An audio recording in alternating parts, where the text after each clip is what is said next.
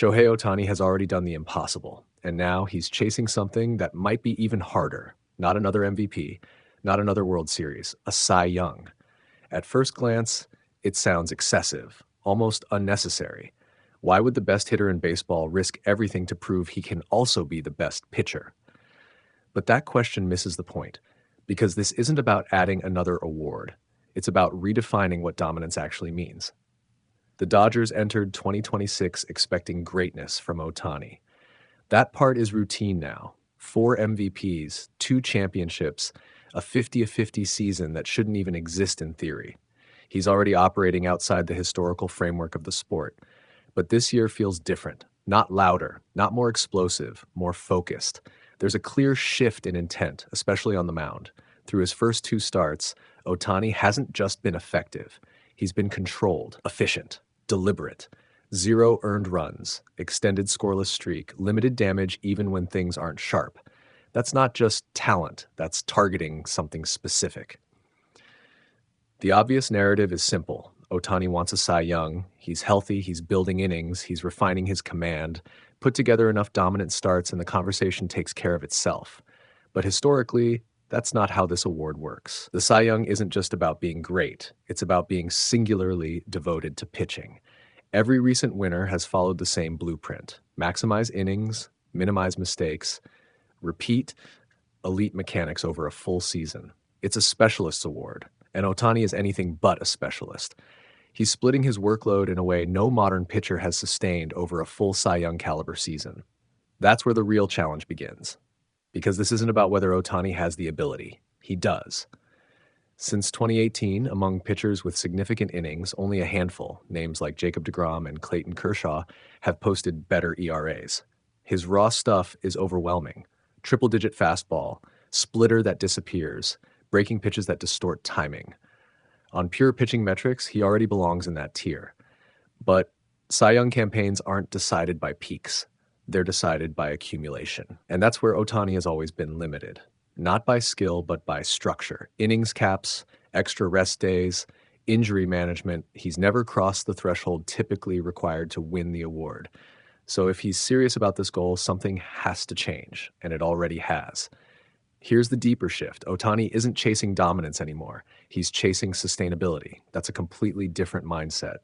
Early in his career, Ohtani's outings were about overpowering hitters. High strikeouts, aggressive sequences, explosive innings. Now you're seeing something more controlled. Fewer wasted pitches, better damage management, willingness to pitch to contact when necessary. That's how you extend outings. That's how you build innings. And that's how you quietly enter Cy Young territory without needing to be perfect every night. But this creates a new layer of complexity. Because every adjustment he makes on the mound has consequences at the plate.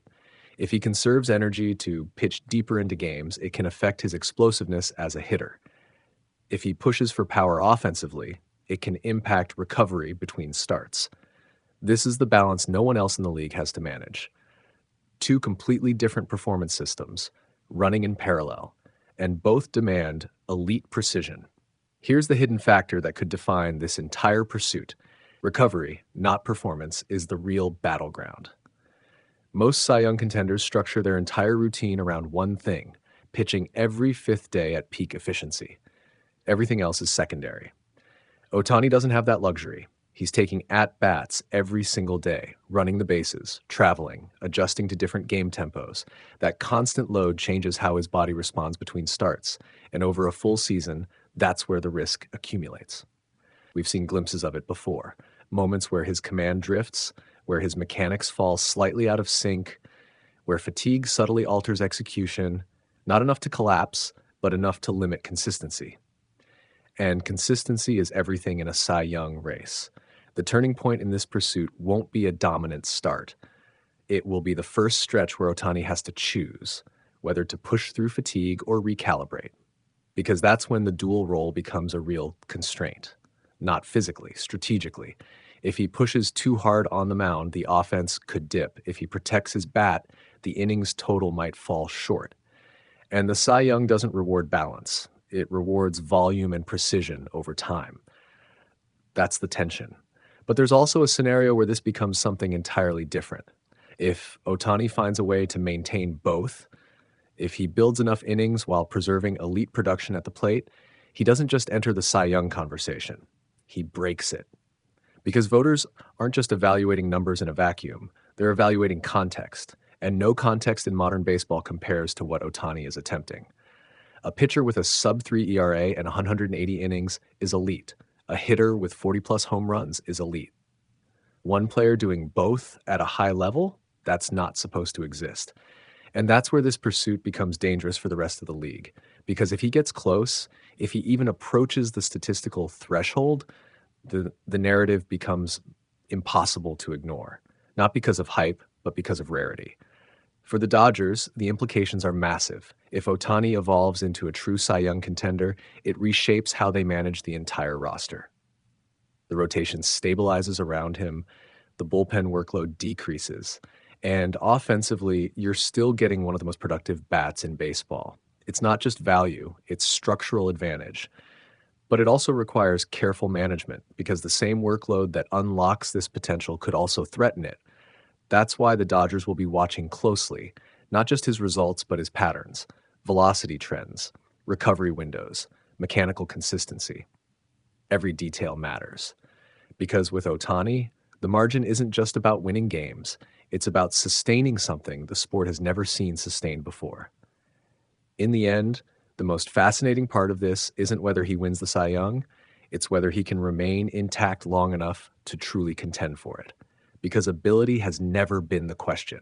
It never will be.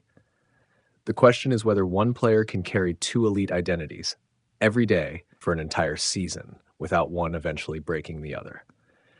And if the answer is yes, then this won't just be Ohtani's most impressive achievement. It will be the moment baseball has to completely redefine what a complete player actually is. He already did the impossible. Now he's chasing something even harder. Because Shohei Ohtani isn't trying to be great anymore. He's trying to break the idea of what greatness even is. 4 MVPs, 2 World Series titles, a 50-50 season no one else has ever touched. That should be enough. It isn't.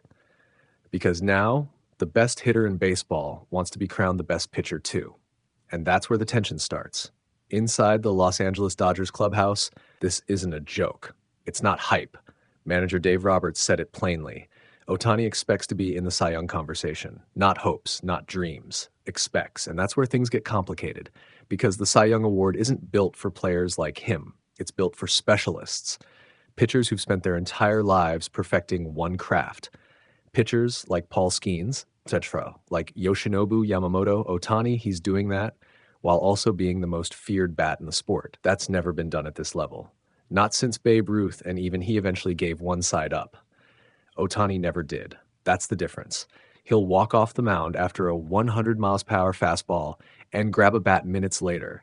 No break, no reset, just pressure stacking on pressure, and somehow it works. Since 2018, among pitchers with at least 500 innings, only Jacob deGrom and Clayton Kershaw have posted a better ERA than Ohtani's 2.93. That's elite. That's Cy Young level production. So what's stopping him? It's not talent. It's time, it's innings, it's the reality that his body has limits, even if his game doesn't. 2 major elbow surgeries, years of careful management, extra rest between starts. He's never crossed 166 innings in a season, and that's the barrier. Because to win a Cy Young, dominance isn't enough. You have to sustain it. That's the turning point. For the first time in years, Ohtani enters a season without restrictions, healthy, fully cleared, no preset limits. And already, the results are loud. 6 shutout innings against the Cleveland Guardians. Another 6 strong against the Toronto Blue Jays. 0 earned runs to start the year. A scoreless streak stretching back nearly 30 innings. At the plate, a 43-game on-base streak. That's not balance, that's overload. And yet, he's asking for more. Because this isn't about adding another award.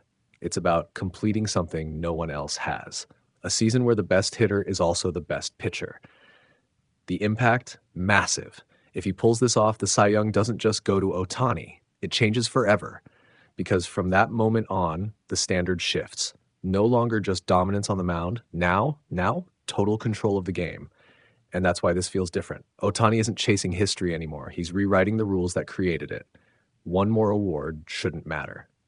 But this is the one that proves there was never anyone like him, and maybe never will be.